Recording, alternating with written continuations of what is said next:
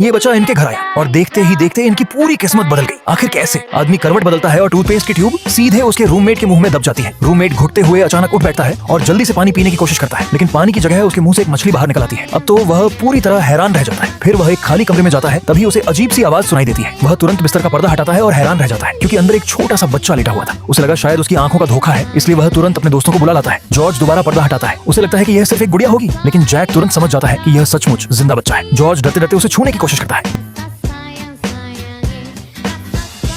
धीरे धीरे तीनों खुद को संभालते हैं। वे एक बेड एंड ब्रेकफास्ट चलाते थे, लेकिन काफी समय से उनके यहाँ कोई मेहमान नहीं आया था। अब सवाल ये था कि आखिर इस बच्चे को यहाँ छोड़कर गया कौन? तभी अचानक बच्चा जोर जोर से रोने लगता है। जैक दस्ताने पहनता है, पूरी तैयारी करता है और हिम्मत जुटाकर उसका डायपर बदलना शुरू करता है। बड़ी